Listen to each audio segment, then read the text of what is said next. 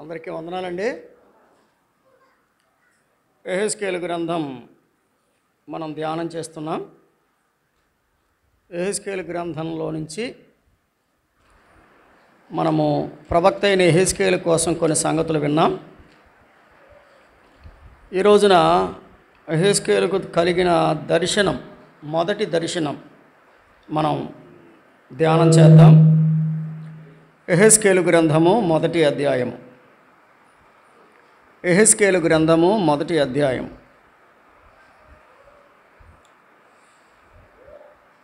మొదటి నుండి 10 వచనాలు చదువుతాను, వినండి. 30వ సంవత్సరము 4వ నెల 5వ దినమున నేను కెబారు నదీ ప్రదేశమున చెరలోని వారి మధ్య కాపురముంటిని.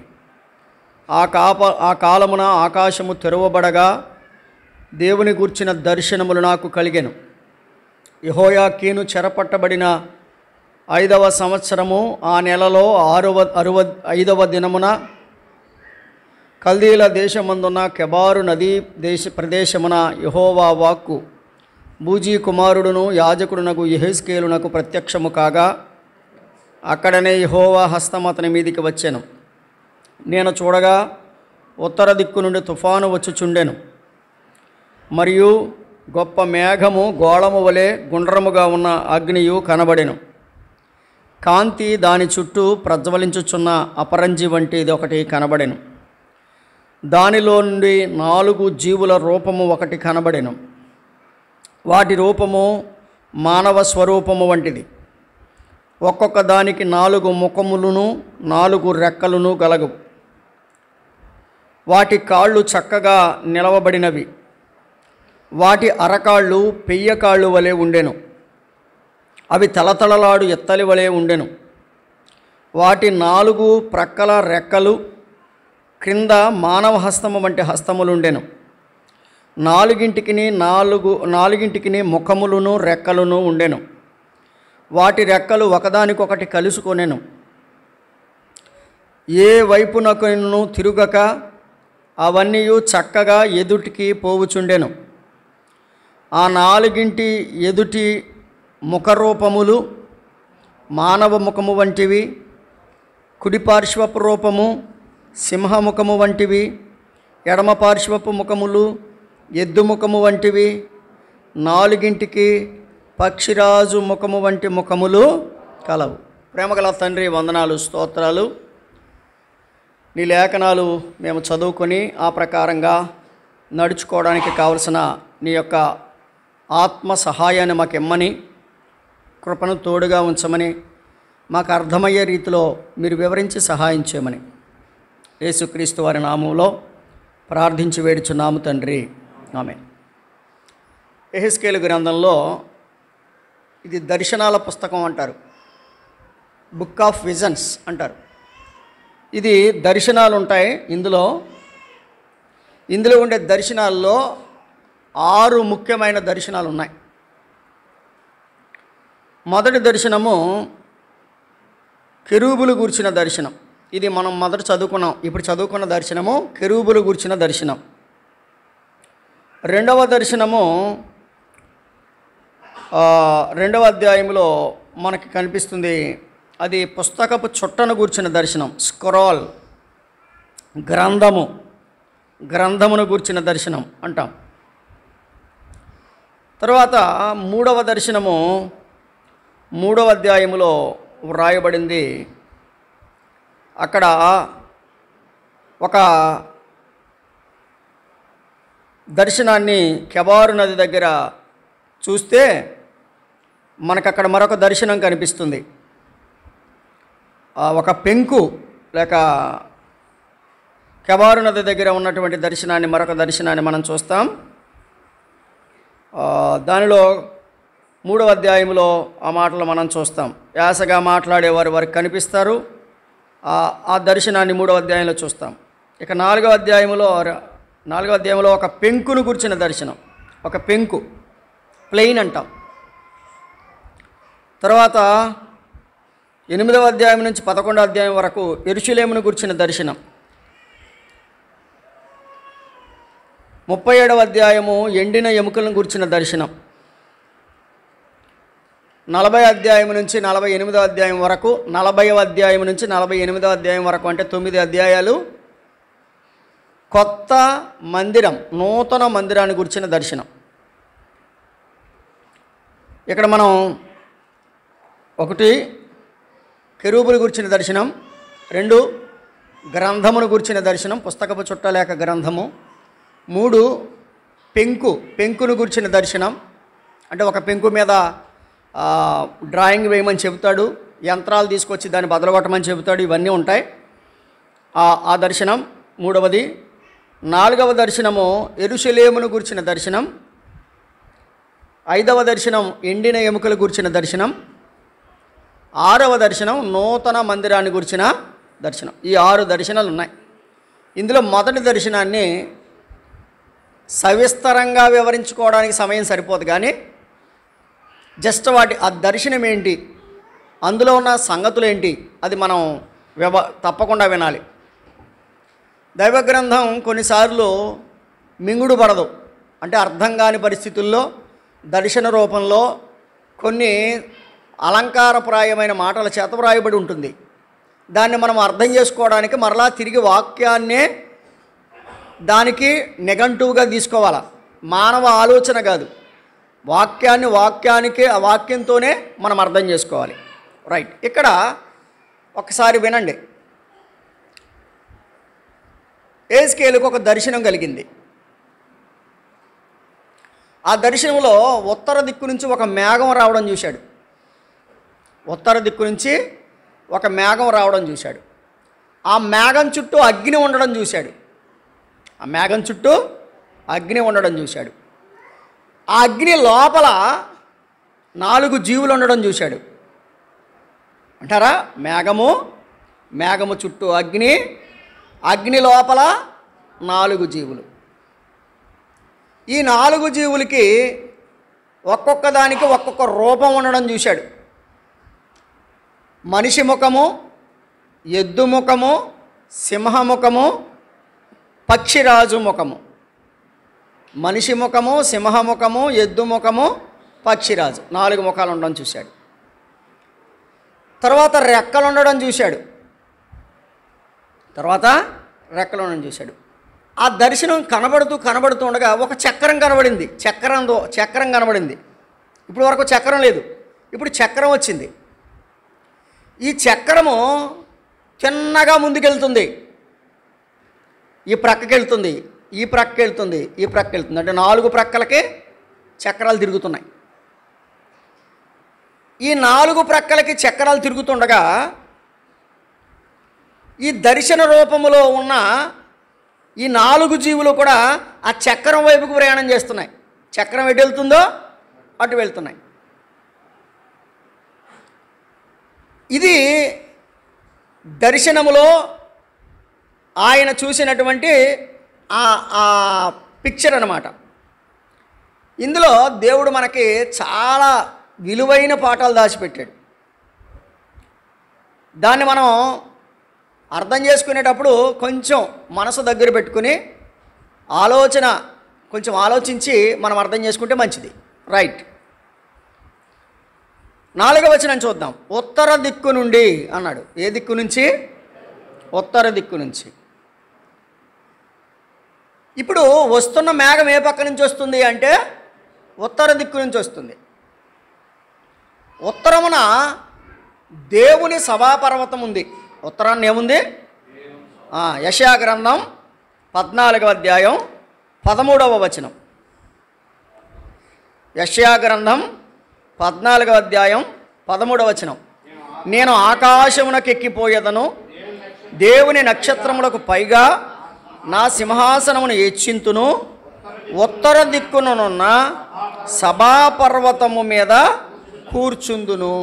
కాబట్టి ఉత్తర దిక్కున ఏముంది? సభాపర్వతం. అనగా ఉత్తర దిక్కున దేవుని సింహాసనం ఉంది. కాబట్టి మేఘం ఏ పక్క నుంచి వస్తుంది? ఉత్తర దిక్కు నుంచి వస్తుంది. అంటే ఈ మేఘం దేవుని దగ్గర నుంచి వస్తుంది, అది గమనించాలి. ఈ మేఘము దేవుని దగ్గర నుంచి వస్తుంది. అయితే గమనించాల్సింది ఏంటంటే మేఘము గోళము వలె గుండ్రముగా ఉన్నది. మేఘం ఎలా ఉంది చూడండి, 4వ వచనం. ఉత్తర దిక్కు నుండి తుఫాను వచ్చుచుండెను, మరియు గొప్ప మేఘము గోళము వలె గుండ్రముగా ఉన్న అగ్నియు కనబడెను. ఓ పక్క నుంచి తుఫాను వస్తుంది, ఒక గోళాకారమైన అగ్ని కనబడుతుంది. ఇప్పుడు చెప్పండి, ఉత్తర దిక్కు నుంచి మేఘం అంటే చల్లగా ఉంది, అగ్ని అంటే వేడిగా ఉంది. దేవుని సింహాసనం దగ్గర నుంచి 2 ముఖ్యమైన అంశాలు వస్తున్నాయి.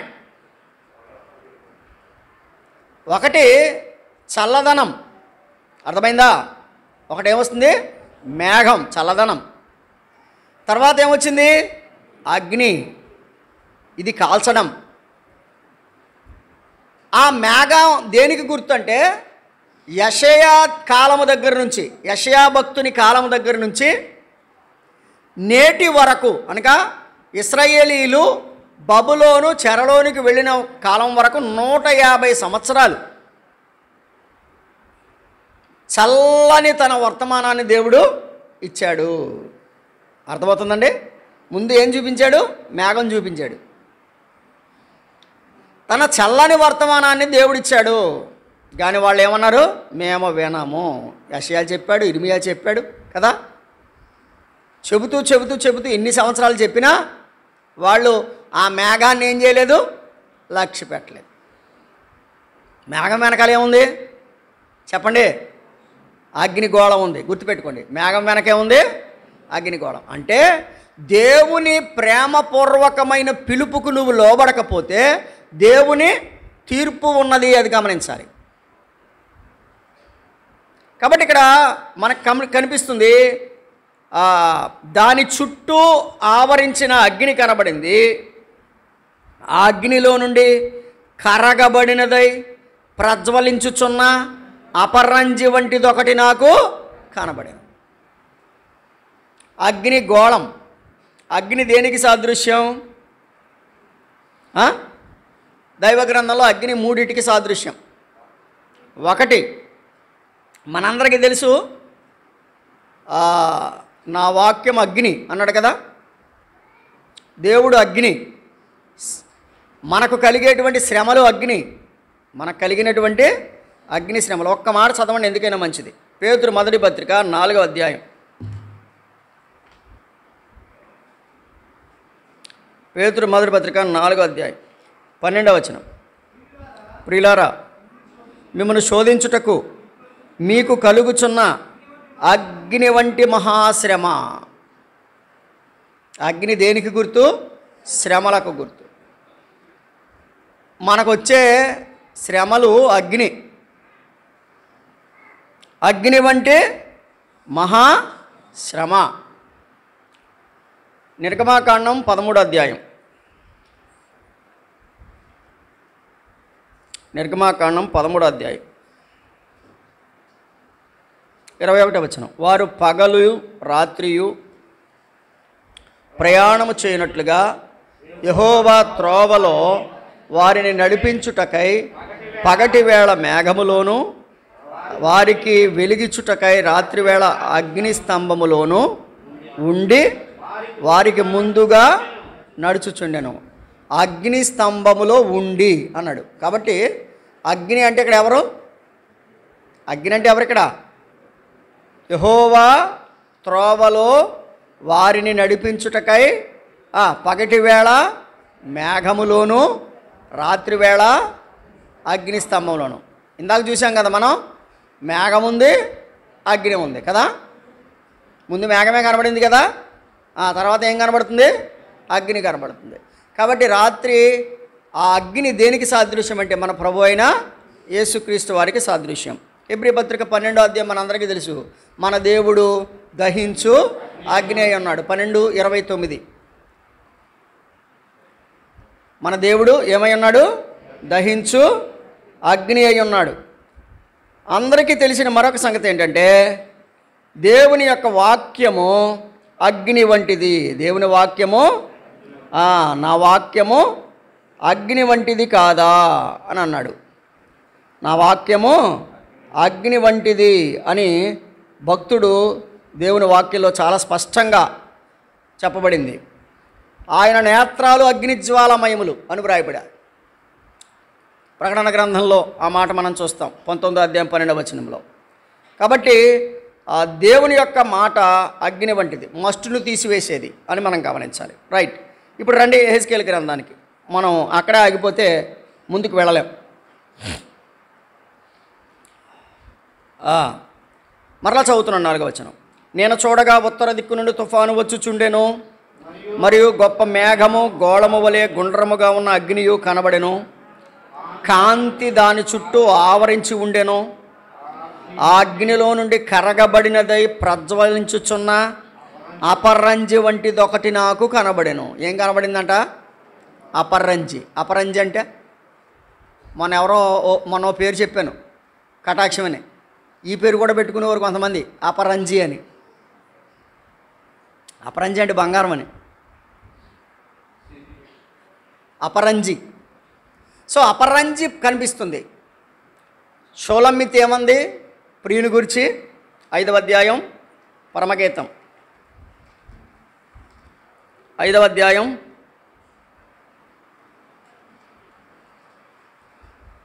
11వ వచనం. అతని శిరస్సు అపరంజి వంటిది. ఏమండి, వేరు ప్రియుని కన్నా నీ ప్రియుని విశేషమేమి అని అడిగినప్పుడు షోలమ్మితి చెప్పిన మాట, నా ప్రియుడు ధవళవర్ణుడు రత్నవర్ణుడు, 10,000 మంది పురుషులలో నేను అతన్ని గుర్తింపదగుదును.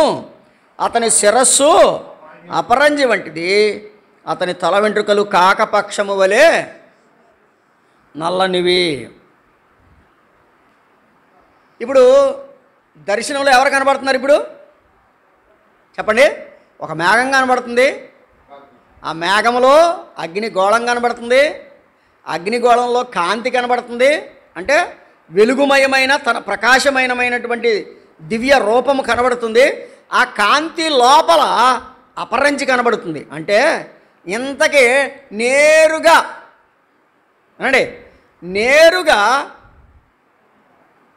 యెహెజ్కేలు చూసింది ఏంటి తెలుసండి?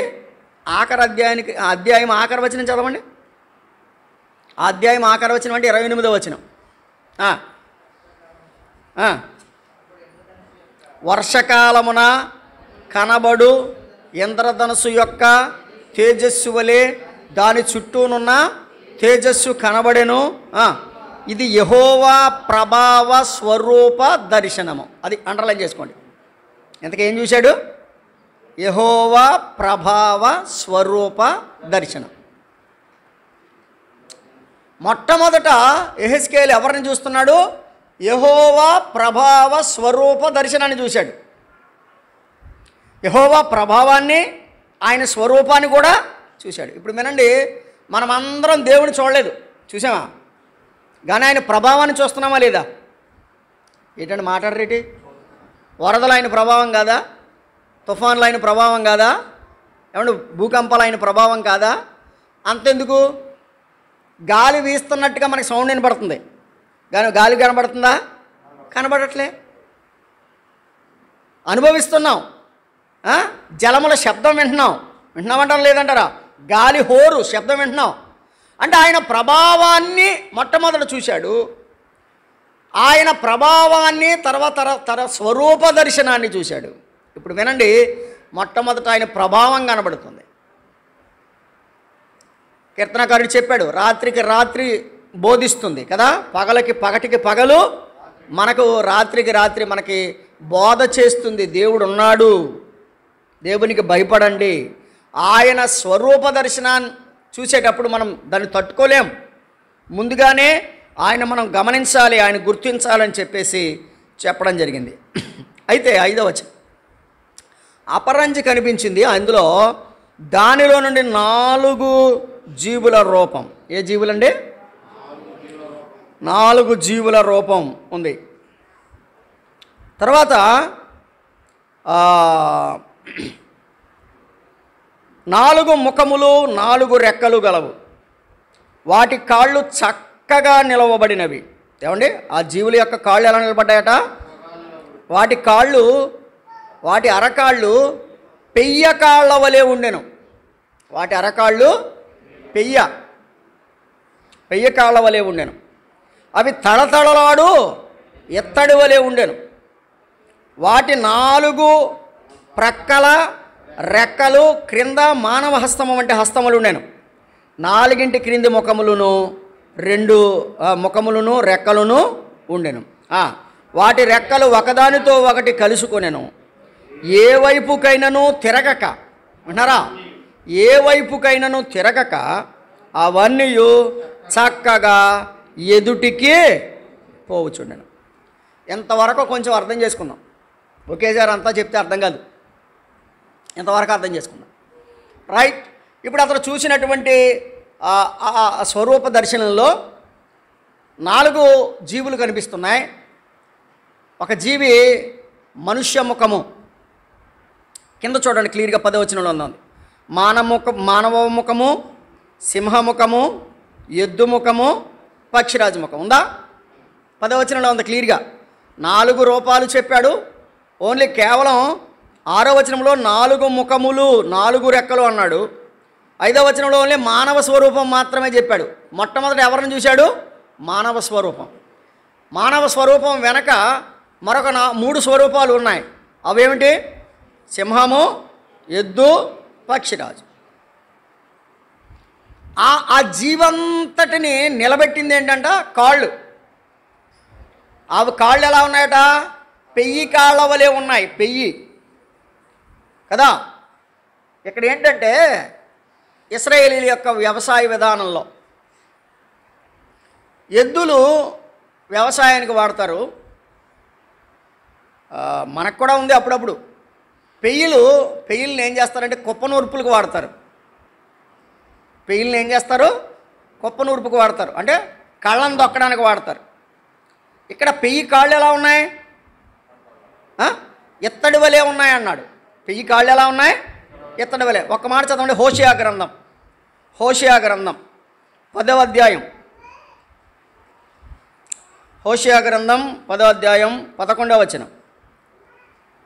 ఎఫ్రాయిము, page number 749, page number 749, 10, 11.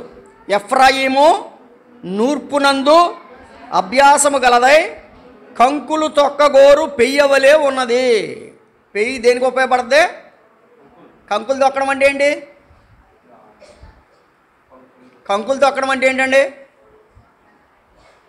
Final judgement అని. కంకులు తొక్కడం అంటే ఏంటి? ఇప్పుడు పంట పండిన తర్వాత ఏం చేస్తాము? కోత కోస్తాము.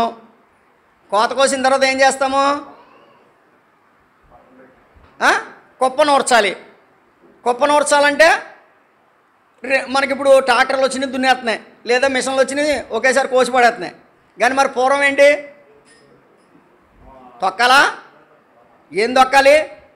ఇక్కడ తొక్కేది ఏంటి? పెయ్య. గమనిస్తున్నారా? అంటే దాని కాళ్ళు పెయ్యి కాళ్ళ వలే ఉన్నాయి. ఎప్పుడు ఎత్తడని వచ్చిందంటే ఖచ్చితంగా అది తీర్పు అని గుర్తుపెట్టుకోవాలి. ఎత్తడి అని వచ్చిందంటే తీర్పు. ఇప్పుడు పెయ్యి కాళ్ళు కంకులు తొక్కుతున్నాయి అంటే ఇశ్రాయేలీలు దేవుని ప్రేమను గుర్తించక, ఇశ్రాయేలీలు దేవుని ప్రేమను కాదని 150 సంవత్సరాలుగా వారికి వినబడుతున్న వర్తమానాన్ని కాదన్నారు కనుక దేవుడు ఇప్పుడు ఏం చేశాడంటే తొక్కడానికి పెయ్యిని పంపించాడు. అది అంటే దీని అర్థం ఏంటంటే ఒక్క మాటలో దేవుని తీర్పుకు గుర్తు. పెయ్యి కాళ్ళు దేనికి గుర్తు? దేవుని తీర్పు. ఈ కాళ్ళు ఎలా ఉన్నాయి? ఎత్తడి వలె ఉన్నాయి కదా. కాబట్టి దేవుని యొక్క మాటలు మనం గమనించినప్పుడు దీనికి రెక్కలు ఉన్నాయట. దీనికి ఏమున్నాయి? రెక్కలు ఉన్నాయి. ఈ రెక్కలు ఎలా ఉన్నాయంట చూడండి. ఒకదానికొకటి చూడండి. 1వ అధ్యాయం 9వ వచనం. వాటి రెక్కలు ఒకదానికొకటి కలుసుకొనెను. రెక్కలు ఒకదానికొకటి కలుసుకుంటున్నాయంటే ఐక్యత ఉన్నది. ఏముంది దాంట్లో? ఐక్యత. ఒకదానికొకటి కలుసుకున్నాయి. రైట్, ఒకదానికొకటి కలుసుకుంటున్నాయి. ఇప్పుడు అది అటు ఇటు వెళ్ళట్లేదట. చెప్పండి ఏం చేస్తుందట? 9వ వచనం, ఏ వైపుకైనాను తిరుగక అన్నియు చక్కగా ఎదుటికే పోవుచుండెను. అన్నియు చక్కగా ఎదుటికే పోవుచుండెను. వినాలి వినాలి. ఇప్పుడు పాత నిబంధన గ్రంథంలో దేవుని సేవ ప్రధానమైంది. దేవునికి అర్పించే బలులలో ప్రధానమైన బలులు పెయ్యిని కూడా దేవుడు ఎర్రని పెయ్యిని కోరుకున్నాడు. ఆయన సేవా జీవితం అనేది ఏదో మన ఇష్టానుసారంగా చేసేది కాదు. సేవ అనేది ప్రభువు చిత్త ప్రకారంగా చేయాల్సింది. ఇక్కడ మనము హెబ్రీ పత్రిక ఒక్కసారి రండి, 12వ అధ్యాయము. హెబ్రీ పత్రిక 12వ అధ్యాయం 1వ వచనం చూడండి. ఇంత గొప్ప సాక్షి సమూహము మేఘము వలె మనలను ఆవరించి ఉన్నందున మనము కూడా ప్రతి భారమును సులువుగా చిక్కులు పెట్టు పాపమును విడిచిపెట్టి విశ్వాసమునకు కర్తయు దానిని కొనసాగించువాడైన యేసు వైపు చూచుచు మన ఎదుట ఉంచబడిన పందెములో ఓపికతో పరిగెత్తుదాం. ఎదుట ఉంచబడిన పందెం అన్నాడా, వెనకాల ఉంచబడిన పందెం అన్నాడా? ఇప్పుడు మనం ముందుకు చూడాలా, వెనక్కి చూడాలా? రక్షించబడిన ప్రజలు ఏ వైపుకు చూడాలి? ముందుకే చూడాలి. ఆ జీవులు ఏ వైపుకు చూస్తున్నాయి? ముందు వైపుకే ముందుకే చూస్తున్నాయి, ముందుకే వెళుతున్నాయి. అసలు వెనక్కి వెళ్ళే పరిస్థితి లేనే లేదు. ఈ యొక్క జీవిని కనుక మనం చూస్తే 7వ వచనములో ఆ జీవి చక్కగా నిలబడినట్టు చూస్తున్నాం. చూడండి, 7వ వచనములో చక్కగా నిలబడినట్టు చూస్తున్నాం. 9వ వచనములో చక్కగా ఎదుటికి పోతున్నట్టు చూస్తున్నాం. అవునా? మరలా 7వ వచనములో చక్కగా నిలబడ్డాయి, 9వ వచనములో చక్కగా ఎదుటికి పోవుచున్నాయి. ఇందులో చక్కదనం తీసేస్తే అసలు విషయమే లేదు. చక్కగా అనే మాట తీసేస్తే అసలు విషయం లేదు. నిలబడ్డాయి, ఎదుటికి పోతున్నాయి అంటే కాదు. నిలబడ్డం ఎదుటికి పోవడం గొప్ప సంగతి కాదు. చక్కగా నిలబడాలి, చక్కగా ఎదుటికి పోవాలి. అర్థమవుతుందా? నేను రక్షించబడిపోయాను, నేను బాప్తిసం తీసేసుకున్నాను, నా ఇష్టం, నేను ఎలా ఉంటే అలా కాదు. నీవు ఎలా నిలబడాలి? చక్కగా నిలబడాలి. 2వ అధ్యాయం 1వ వచనం చదవండి. యెహెజ్కేలు గ్రంథం 2:1. నువ్వు ఎలా నిలబడు? చక్కగా నిలబడు. నేను నీతో మాట్లాడతాను. ఎలా నిలబడాలంట? ఆ జీవి చక్కగా నిలబడింది, ఆ జీవి చక్కగా ఎదుటికి పోతుంది. ఒక్క ప్రశ్న వేస్తాను మీకు అందరికీ, మీతో పాటు నాకు కూడా వేసుకుంటున్నాను. అసలు మనం చక్కగా నిలబడ్డామా? మనం ఎలా నిలబడ్డాం? మన స్టాండ్ ఏంటి? దేవుని కోసం నిలబడగలుగుతున్నామా? అన్య దేశంలో ఉండి కూడా దేవుని కోసం నిలబడిన భక్తులు మనం చూస్తున్నాం. మొర్దెకైని చూసాం, యోసేపుని చూస్తాం, దానియేలుని చూస్తాం, హనన్య, మిషాయేలు, అజర్యాలను చూస్తాం కదండి. వీరందరూ అన్య దేశంలో ఉండి కూడా దేవుని కోసం చక్కగా నిలబడ్డారు. మరి జీవి మనకు నేర్పే పాఠం ఏంటి? చక్కగా నిలబడాలి. రెండవది చక్కగా ఎదుటికి పోవాలి. నేను అంటాను, నా ఇష్టం వచ్చినట్టు పోతానంటే కుదరదు. మీకు అందరికీ తెలిసిన మాట, ఒక మాట చెప్తా. మొన్నటి వరకు ఒలింపిక్స్ జరిగాయి. ఒలింపిక్స్ జరిగినప్పుడు పరుగు పందాలు ఉంటాయి. పరుగు పందాలు ఉన్నప్పుడు ఒక్కొక్క వ్యక్తికి ఒక్కొక్క ట్రాక్ ఉంటుంది. ఆ ట్రాక్లోనే పరిగెట్టాలి. ఇంచుమించుగా అది 3 అడుగులు ఉంటుంది అనుకుంటా. ఒక్కొక్క వ్యక్తికి ఒక 3 అడుగుల ట్రాక్ ఉంటుంది. నాకు ఇచ్చినటువంటి ఆ ట్రాక్ 3 అడుగులు, నేను ఆ 3 అడుగుల్లోనే చివరి వరకు పరిగెట్టాలి. నేను ఇందులో నుంచి పక్కోటి దాంట్లోకి వెళ్ళకూడదు. ఇది కుడి పక్కకి వెళ్ళకూడదు, ఎడం పక్కకి వెళ్ళకూడదు. నేను కుడి పక్కకు కానీ ఎడం పక్కకు కానీ వెళ్ళిన క్షణమున అక్కడే నేను ఫెయిల్ అయిపోయినట్టు. చివరి వరకు వెళ్ళక్కర్రా. ఎక్కడ ఫెయిల్ అయిపోయాను నేను చక్కగా వెళ్ళకుండా ఎక్కడైతే నా ట్రాక్లో నేను తప్పానో అప్పుడే నేను ఫెయిల్. దేవుడు సౌలును ఎన్నుకొని ఒక ట్రాక్ ఇచ్చాడు సౌలుకి. నీవు ఇశ్రాయేలుని పరిపాలించమని. కొంచెం దూరం బాగానే వెళ్ళాడు. అక్కడి నుంచి యాజకుల ట్రాక్లోకి వెళ్ళిపోయాడు. ఏ ట్రాక్లోకి? యాజకుడు చేసిన పనిలోకి వెళ్ళిపోయాడు. దేవుడు అప్పుడు ఏమన్నాడు? నిన్ను నేను విసర్జించాను అన్నాడు. నేను నిన్ను అంటే చెప్పండి, మనం ఏమనుకుంటున్నామంటే నేను బాగానే పరిగెడుతున్నాం అనుకుంటున్నాం, కానీ ట్రాక్ తప్పేసి పరిగెడుతున్నామని అర్థం కావట్లేదు చాలామందికి. చాలామందికి క్రికెట్ అలవాటు కూడా ఉంది కాబట్టి క్రికెట్లో కూడా నేను బాగానే వేసేసాను బాల్ అనుకుంటాడు. ఇలా అంటాడు అంతే ఎంపైర్. ఎలాగంటే దాని అర్థం ఏంటి? నో బాల్ అని. నువ్వు బాల్ వేసావా లేదా? వేసావు, కానీ అది లెక్కల్లోకి వచ్చిందా రాలేదా? లెక్కల్లోకి రాలేదు. అంటే దాని అర్థం ఏంటి? నువ్వు అక్కడ ఏదో మిస్టేక్ చేసావు, అక్కడ గీతం దాటి వేసావు బాలు. జాగ్రత్తగా వినండి. ఈ దర్శనం మనకేం చెప్తుందంటే నువ్వు చక్కగా నిలబడు, చక్కగా ముందుకు నడు. పరీక్ష చేసుకోవాలండి. పరీక్ష చేసుకోకపోతే మన జీవితం చాలా అల్పమైంది. ఎప్పుడైనా పుట్టుకుమనొచ్చు. దీనికి పెద్ద గ్యారంటీ ఏం లేదు. జీవితము అల్పమైంది, స్వల్పమైంది.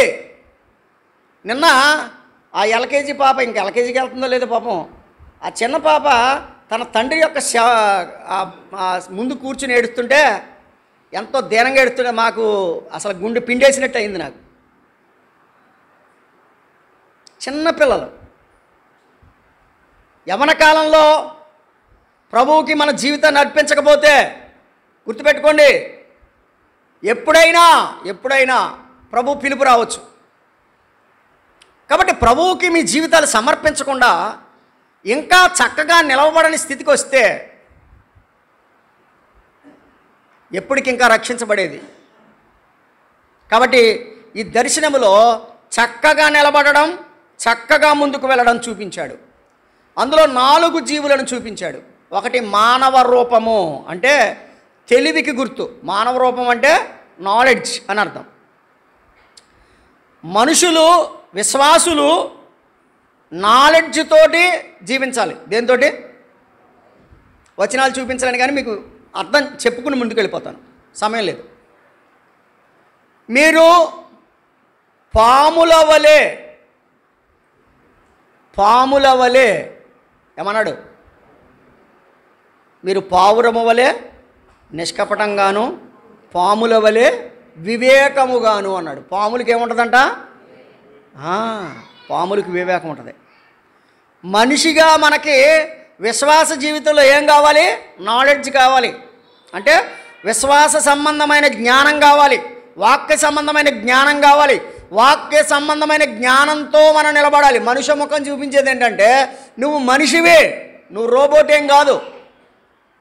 చాలామంది అంటారు, ఏమండి దేవుడు ఆ ఏదేను వనంలో ఆ మొక్కని ఎందుకు కట్టాలండి?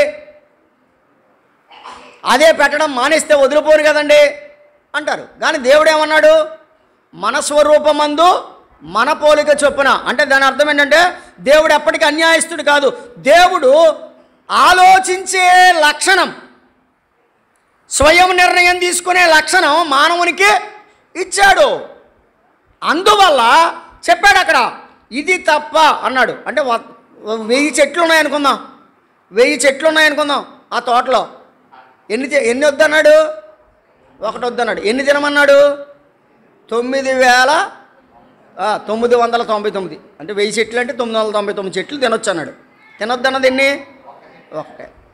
మరి నాకు 1 కావాలంటే దీని అర్థం ఏంటి? నీ విజ్ఞత ఎక్కడికి పోయింది? కాబట్టి మనిషిగా ఆలోచించు. ఈ రోజున మనుషులు మృగాలుగా ఆలోచిస్తున్నారు. అది గుర్తుపెట్టుకోండి. మనుషులు మృగాలుగా మారిపోయారు. మనిషిగా జీవించాలి. మనిషికి మానవత్వం ఉండాలి, ప్రక్కవాడు ఇబ్బంది పడుతుంటే సహాయపడాలి. మనిషికి సహాయం చేసే గుణం, అర్థం చేసుకునే గుణం, ప్రేమించే గుణం. అర్థమవుతుందండి? ఇవి లేనప్పుడు వాడు మనిషి ఎలాగా అవుతాడు? వాడు పశువే అవుతాడు. పాశవికంగా చంపడం, హత్య చేయడం, ఏమండి ఇవన్నీ కూడా మనుషులు చేసే పనులు కాదు. అందుకనే మృగాళ్ళు అని రాస్తారు బైబిల్, అప్పుడప్పుడు పేపర్లో మృగాళ్ళు, మగాళ్ళు అని రాయరు, మృగాళ్ళు అని రాస్తారు, అంటే మృగాలు అనమాట. నిన్న దివాన్ చెరువులో చిరతపూలి దేన్నో పెద్ద దాన్ని అట్టుకుని రోడ్డు మీద వెళ్ళిపోతుందంట రాజమండ్రిలో. ఇప్పుడు అంత పుల్లు ట్రాప్ మీద ఉంది. ఇక్కడ అందరూ కెమెరాలు పెట్టారు.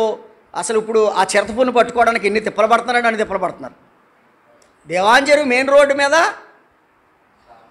ఒక చిరతపూలి ఒక వేటను పట్టుకుని మెయిన్ రోడ్డు మీద మంచి ఫోజిచ్చి వెళ్ళిపోతుందంట.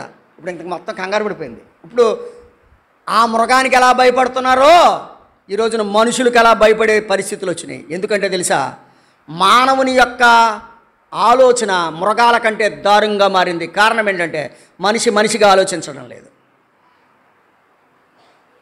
రెండవది చెప్పాడు, ఆ సింహముఖము, సింహానికి ఉండేది ధైర్యం కదా. నీతిమంతులు సింహము వలె, సామెతల గ్రంథం 28:1. ఏమండి మనకేం కావాలి? విశ్వాసులకి ధైర్యం కావాలి. ఒకటి జ్ఞానము కావాలి, దేవుని గురించిన జ్ఞానం. రెండవది ధైర్యం కావాలి, దేవుని కొరకు ధైర్యంగా నిలబడాల.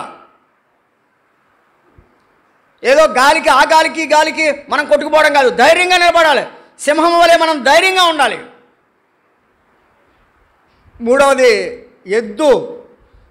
ఎద్దు దేనికి సాదృశ్యం అంటే సేవకు సాదృశ్యం. ఎద్దు దేనికి సాదృశ్యం? సేవ.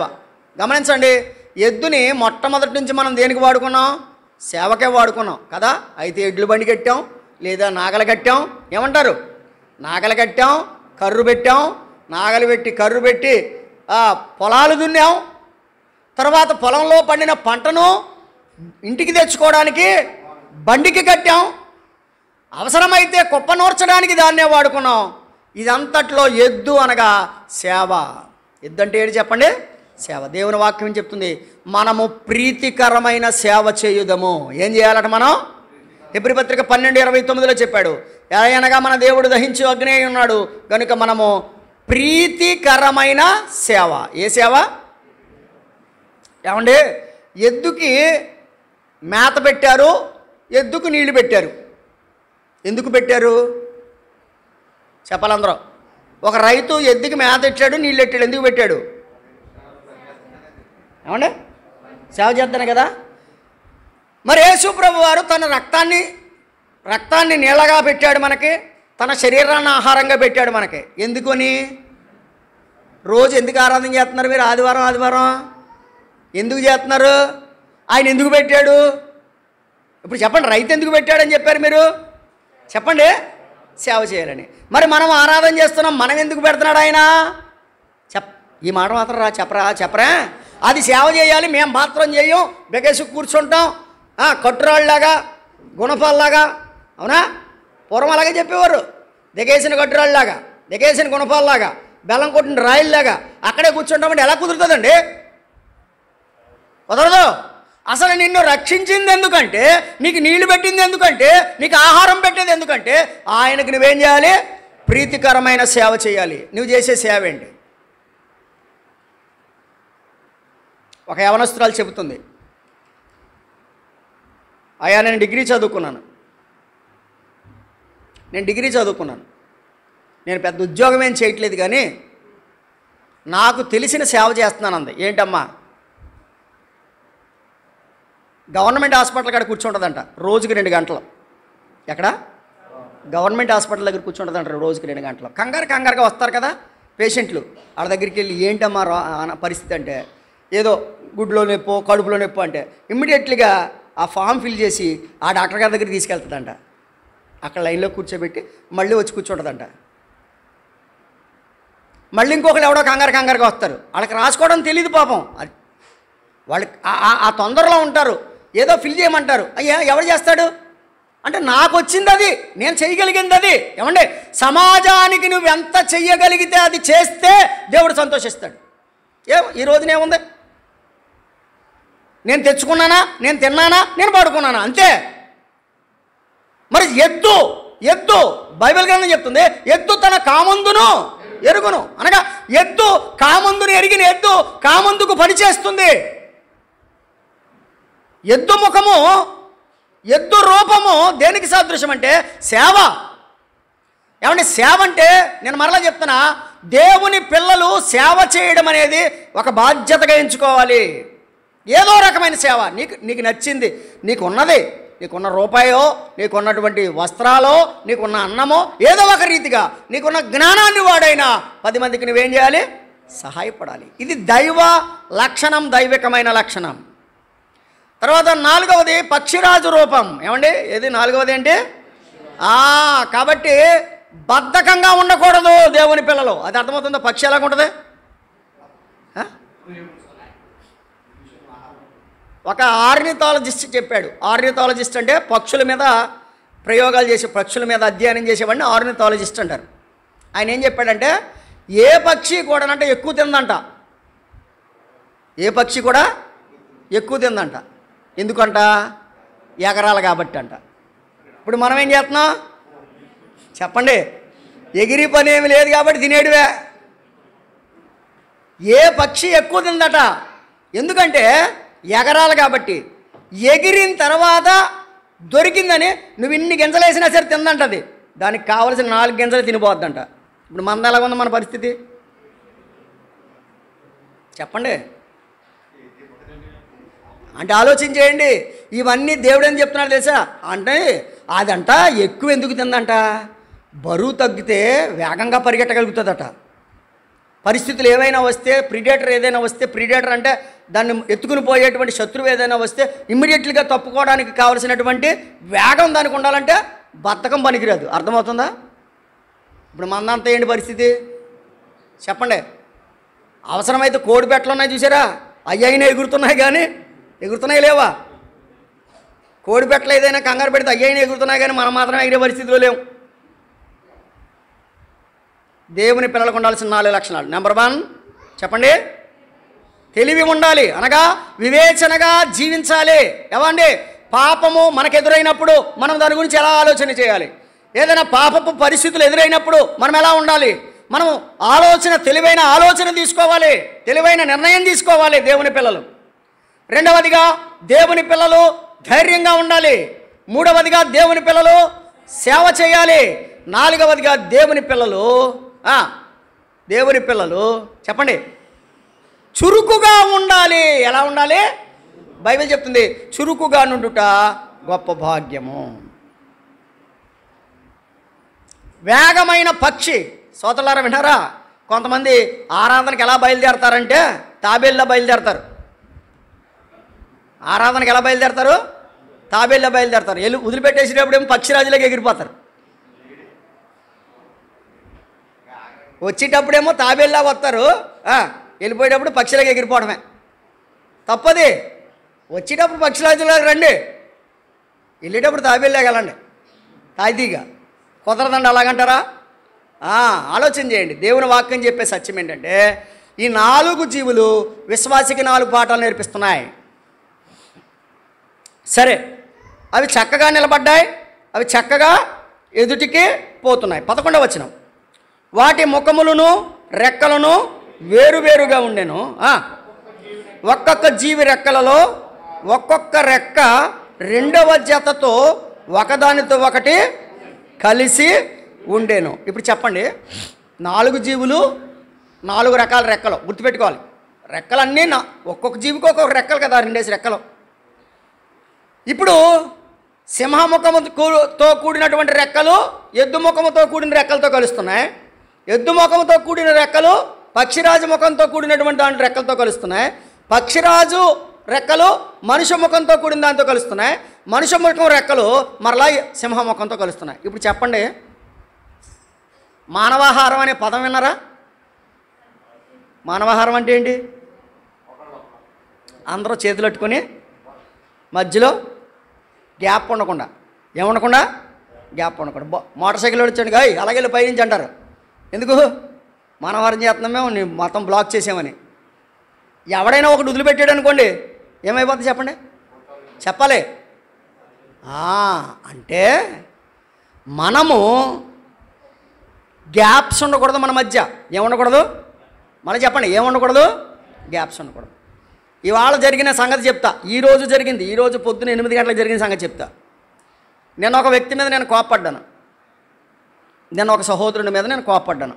అవసరం మేరకే, నేను అవసరం మేరకే తప్ప అనవసరంగా కోప్పడేది ఏది ఉండదు.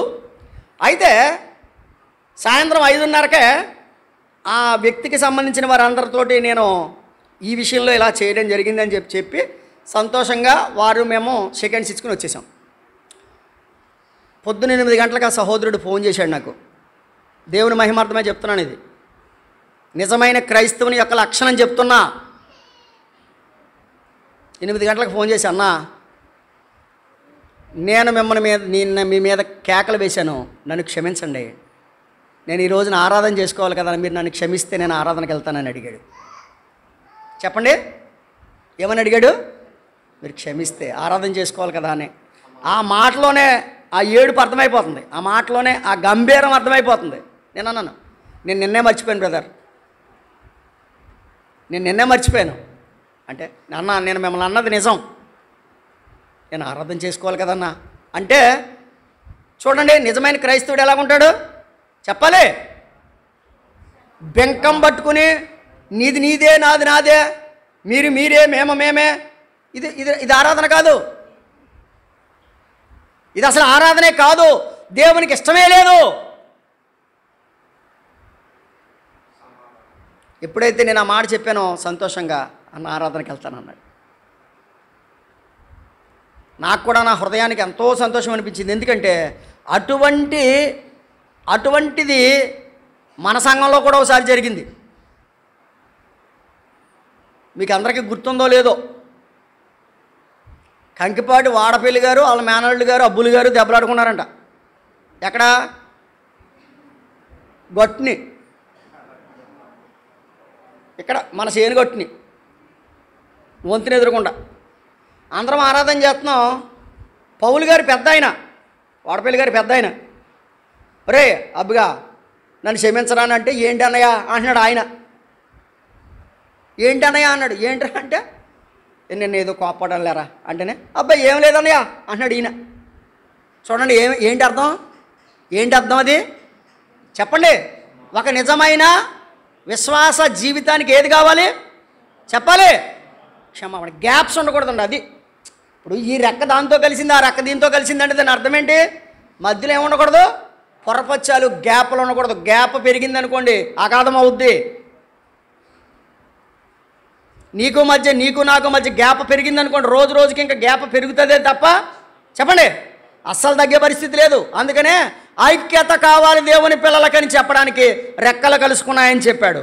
12వ వచనం, అన్నియు చక్కగా ఎదుటికి పోవుచుండెను, అవి వెనకకు తిరగక ఆత్మ ఏ వైపుకు పోవుచుండెనో ఆ వైపుకే పోవుచుండెను. అవి వెనకకు తిరగక ఆత్మ ఏ వైపుకు పోవుచుండెనో ఆ వైపుకే పోవుచుండెను. విన్నారా? ఈ జీవులన్నీ కూడా ఎవరి ద్వారా నడిపించబడుతున్నాయి?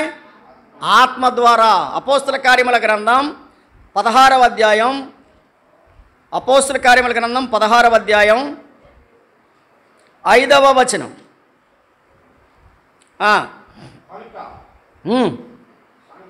సంఘములు విశ్వాసమందు స్థిరపడి అనుదినము లెక్కకు విస్తరించుచుండెను. ఆసియాలో వాక్యము చెప్పకూడదని పరిశుద్ధాత్మ వారిని ఆటంకపరిచినందున వారు ఫ్రుగియా, గలతీయా ప్రదేశముల ద్వారా వెళ్ళిరి. ముసియా దగ్గరకు వచ్చి బితూనియకు వెళ్ళుటకు ప్రయత్నము చేసిరి గాని యేసు యొక్క ఆత్మ వారిని వెళ్ళనీయలేదు. ఇప్పుడు చెప్పండి, అపోస్తులు ఎలా నడిపించబడ్డారు? ఆత్మ ద్వారా. ఇప్పుడు మనం ఎలా నడిపించబడుతున్నాం? శరీరం ద్వారా. కాదనేవాడు గుండె మీద చేసుకుని చెప్పండి. అపోస్తుల ఆత్మ ద్వారా నడిపించబడితే ఇవాళ మనం దేని ద్వారా? శరీరం ద్వారా. ఉప్పొంగిపోవడమే. ఈ శరీరం ఉప్పొంగుతూ ఉంటుంది. ఈ శరీరం దాన్ని ఇష్టం వచ్చినట్టు మాట్లాడితే గంతులేస్తుంది. అది కాదు కావాల్సింది, ఆత్మ ద్వారా నడిపించాలి. దేవుని వాక్యంలో మరొక చోట ఉంది, దేవుని ఆత్మ ఎక్కడ ఉంటుందో అక్కడ స్వాతంత్రం ఉంటుంది అని చెప్పాడు. దేవుని ఆత్మ ఎక్కడ ఉంటుందో అక్కడ స్వాతంత్రం ఉంటుందని చెప్పాడు. కొరింథీయులకు రాసిన 2వ పత్రిక 3వ అధ్యాయం 17వ వచనంలో ఆ మాట ఉంది. దేవుని ఆత్మ ఉండే చోట స్వాతంత్రం ఉంటుంది అని చెప్పాడు. రైట్, ఇప్పుడు 13వ వచనానికి వచ్చేస్తున్నాను. ఆ జీవుల రూపము మండుచున్న నిప్పులతోనూ దివిటీలతోనూ సమానము. ఆ జీవుల రూపం ఎలా ఉందంట? మండుచున్న నిప్పులతోనూ దివిటీలతోనూ సమానం. రైట్, ఇప్పుడు ఆ రూపం గురించి చెప్తున్నాడు. ఇప్పుడు వరకు రూపంలో మళ్ళీ 4 రకాల రూపాలు చెప్పాడు, కానీ మొత్తం అంతటిని కలెక్టివ్గా చెప్తున్నాడు. మొత్తం దాన్ని చూస్తే ఎలా కనబడుతుంది? నిప్పులా ఉందన్నాడు. ఎలా ఉంది? నిప్పులాగా ఉందన్నాడు. ఇప్పుడు మనం నిప్పులా ఉప్పులా, నిప్పులా బొగ్గులా చెప్పండి? అది చూస్తే ఎలా ఉందన్నాడు? నిప్పులాగా ఉందన్నాడు. విలాపవాక్యాల గ్రంథం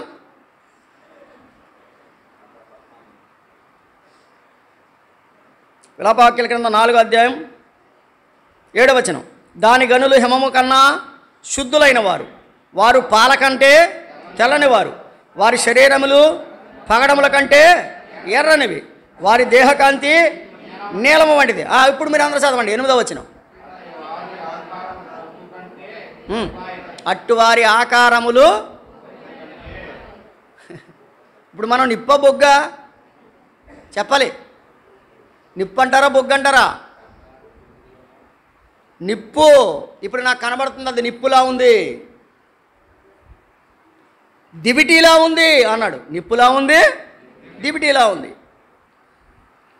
చూడండి అక్కడ చెప్తున్నాడు, అవి నిప్పు లాంటి మండుచున్న నిప్పు. 13వ వచనం. ఆ జీవుల రూపము మండుచున్న నిప్పులతోనూ దివిటీలతోనూ సమానము. దివిటీలంటే దివిటీలు ఎందుకు వాడతారు? కాంతి కోసం వాడతారు. యేసుప్రభు వారు ఏం చెప్పాడు? ఆ అపోస్తలుడైన పౌలు గారు ఫిలిప్పీ పత్రికలో ఏం చెప్పాడు? మీరు వక్ర జన్మ మధ్య అన్యజనుల మధ్య జీవవాక్యమును చేతపట్టుకుని జ్యోతుల వలె కనబడుతున్నారు. జ్యోతులు అంటే దివిటీలు అని అర్థం. అక్కడ దేవుని పిల్లలు ఎలా ఉండాలి చెప్పాలి? దివిటీల్లా ఉండాలి. దివిటి అనేది అచ్చ తెలుగు పదం.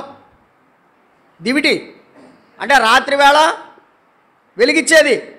దేవుని పిల్లలు ఎలా ఉండాలి? దివిటీల్లా ఉండాలి. ఎప్పుడు దివిటీల్లా ఉంటారు? ఎప్పుడు దివిటీల్లా ఉంటారు?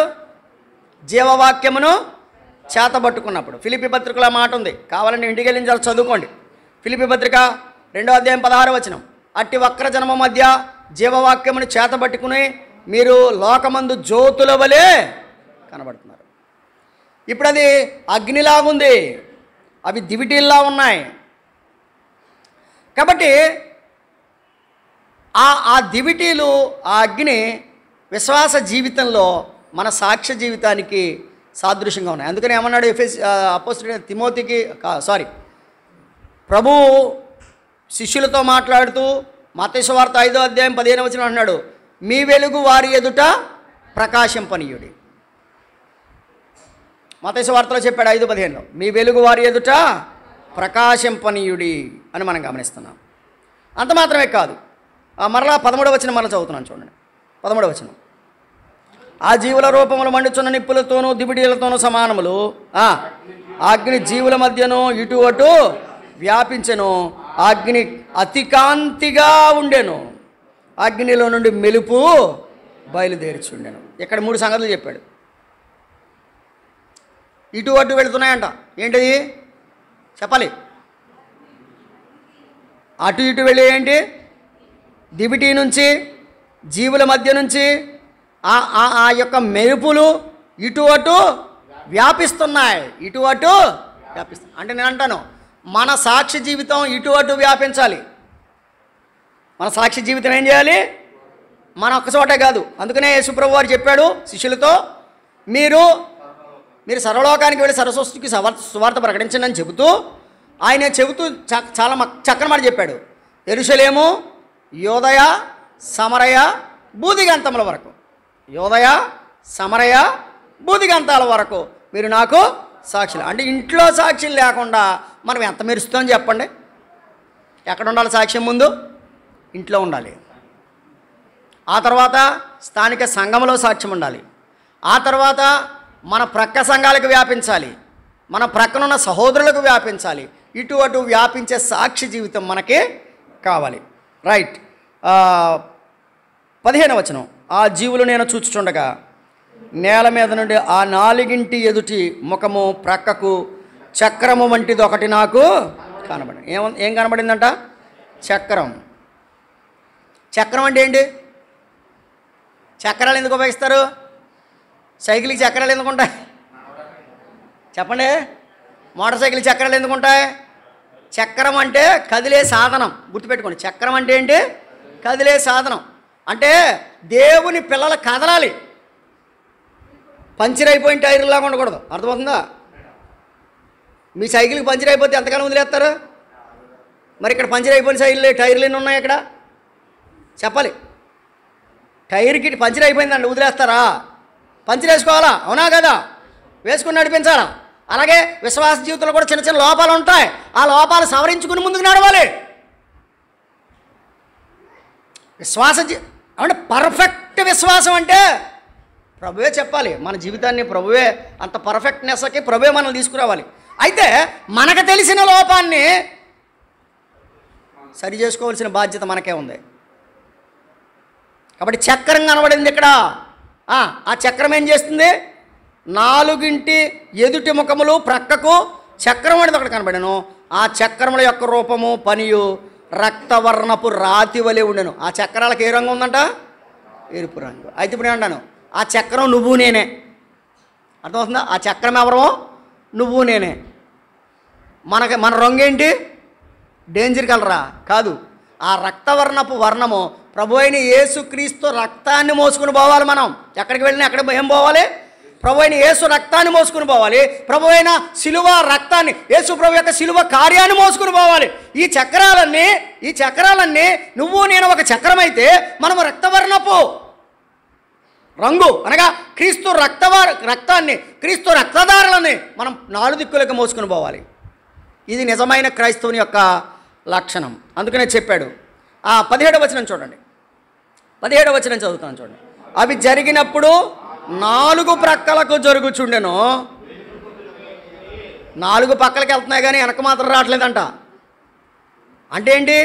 ముందుకెళ్తూ ఈ పక్కకి ముందుకు వెనక్కి, అంటే అక్కడే ఆ ఏరియా అంతా కవర్ చేస్తున్నాయి. మళ్ళీ ముందుకు వెళ్తున్నాయి, ఆ ఏరియా అంతా కవర్ చేస్తున్నాయి. అంటే దేవుని పని ముందుకు సాగించాలి, వెనక్కి రాకూడదు. యేసుప్రభు ఏం చెప్పాడు? ఏమండి? వెనుకున్నవి మరచి. ఏం మరవాలి? ఎన్నో జరుగుతాయి వెనకాల. ఇవన్నీ పెట్టుకుంటే ఈ గందరగోళం అండి. మర్చిపోవాలి వెనకవి. ఫిలిప్పీ పత్రిక 3:13 వెనుకున్నవి మరిచి ముందున్న వాటికై మనం వేగిరపడాలి. అవి వెనక్కి వెళుతున్నాయి. 18వ వచనం చదువుతున్నాం చూడండి.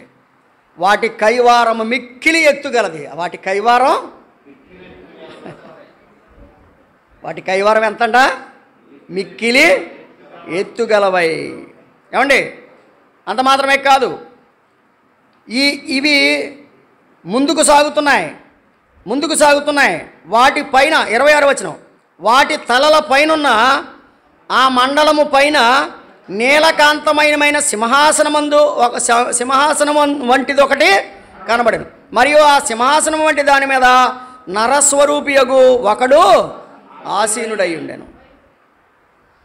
ఇప్పుడు వీళ్ళ ప్రయాణం ఎక్కడికి చెప్పండి? ఈ ప్రయాణం ముందుకు వెనక్కి వెళ్ళేది లేదు. చివరికి ఆ ప్రయాణపు అంతంలో దైవజనుడు చూస్తున్నాడు. ఏం చూస్తున్నాడంటే ఆకాశము మీద ఒక సింహాసనం, ఆ సింహాసనం మీద ఒక నర స్వరూపి.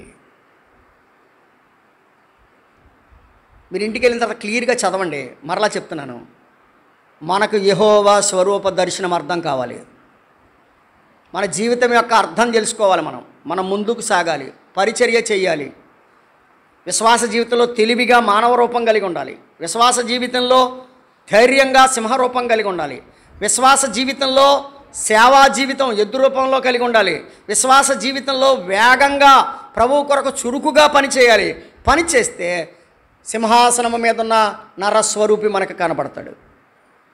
ఆ ప్రభు మనకేం చేస్తాడో తెలుసా? అద్భుతమైన దీవెనలు మనకిస్తాడు. 27వ వచనం, చుట్టూ దాని లోపటను కరుగుచున్న ఎత్తడియు అగ్నియు ఉన్నట్లు నాకు కనబడెను. నడుము మొదలుకొని మీదికి, నడుము మొదలుకొని దిగువకును ఆయన అగ్ని స్వరూపముగా నాకు కనబడుచుండెను. చుట్టూ తేజమయుడిగా కనబడెను కదా. వర్షకాలమున కనబడు ఇంద్రధనస్సు యొక్క తేజస్సు వలె దాని చుట్టూ తేజస్సు కనబడెను. ఇది యెహోవా స్వరూప దర్శనం, యెహోవా ప్రభావ స్వరూప. ఇప్పుడు చెప్పండి, నరస్వరూపి అయిన ఆ దేవుడు యెహెజ్కేలుకి ఎప్పుడో కనబడిన ఆ దేవుడు నీ కొరకు నా కొరకు ఫిలిప్పీ పత్రిక 2వ అధ్యాయం 16వ వచనం ప్రకారం నీ కొరకు నా కొరకు మానవుడిగా దిగి వచ్చాడు. ఆ నరస్వరూపి, ఆ మహిమాస్వరూపి, సమీపంపరాని తేజస్సులో ఆ మహిమ కలిగిన దేవుడు నీ కొరకు నా కొరకు నరస్వరూపిగా ఉన్న దేవుడు నీ కొరకు నా కొరకు నరావతారములో ఈ లోకానికి రావాల్సి వచ్చింది. ఎందుకు రావాల్సి వచ్చింది?